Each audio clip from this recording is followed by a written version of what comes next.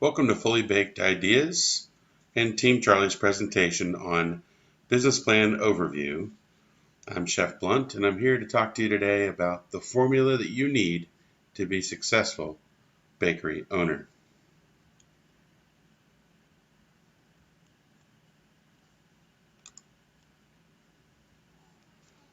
We start, as any baker should, discussing the formulas to success. This takes 8 key ingredients. Not just any, but quality ingredients. So make sure that as we're going through this and you then go to work on your exercise, that you take the time to structure these out very well, and you will be successful. Let's first start talking about the part of your business plan, which will be the executive summary.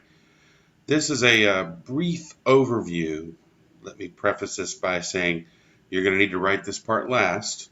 You'll see why later. This process needs to be focused, be positive, very concise, and tailored to the audience. Most important, a solid mission statement articulating your business's purpose will make a huge impact. So make sure that you take care of all the other parts before you write this executive summary. Trust me, it'll make sense. Our second part is going to be the company summary. This is a description of the nuts and bolts, whether you're an S Corp or an LLC, a sole proprietor, doing business as.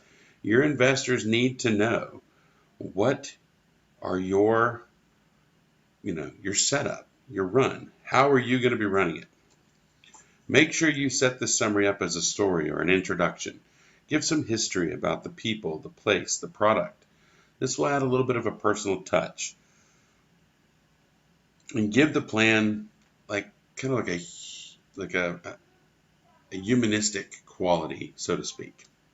This is very, very important. You want them to connect with you as the person presenting this business plan.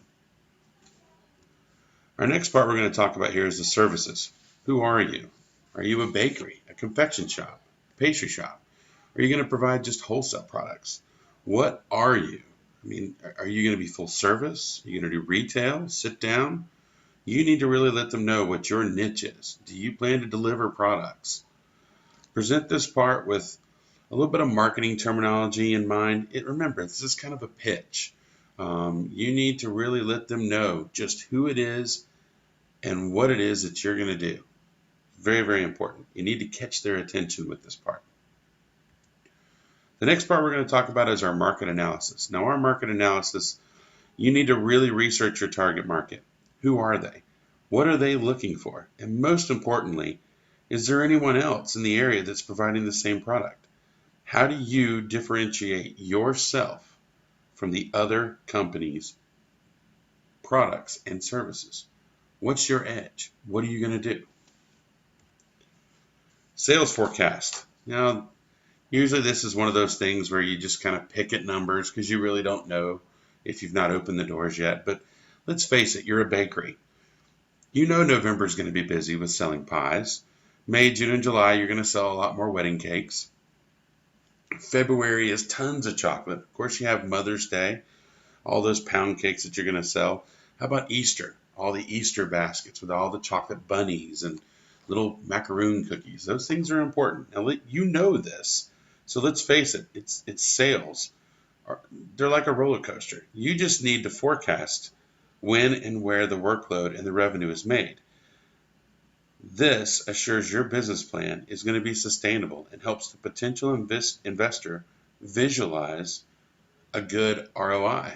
That return on investment is key. They need to see that you're going to actually sustain.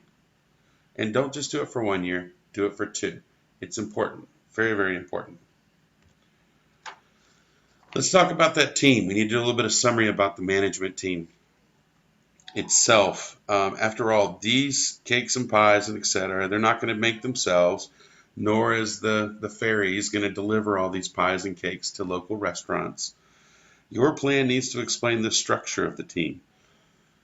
Who's in charge, who's washing the dishes, who's making deliveries, so on and so forth. That's good, but you really need to make sure that you emphasize what makes this team special. Stress that team impact. An investor's not going to want to come to a team and get involved if there's only one player.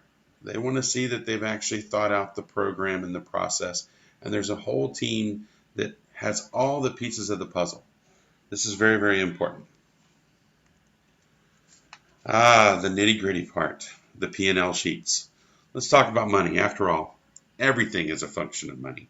You have salaries, rent, mortgage, phone, water, electric. These are all constant and need to be thought out. But what about the delivery costs? Raw ingredients, storage, promotion, office supplies, and bank fees.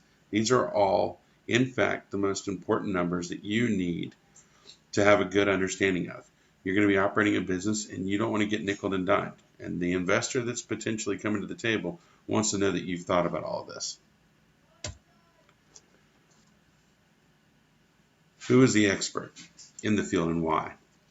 Investors want to know this. They want to know why it is that they're going to come to the table and give you the money that you need as an investor. You need to sell yourself, your passion, your certification, your expertise. This will build confidence and commitment from your investors.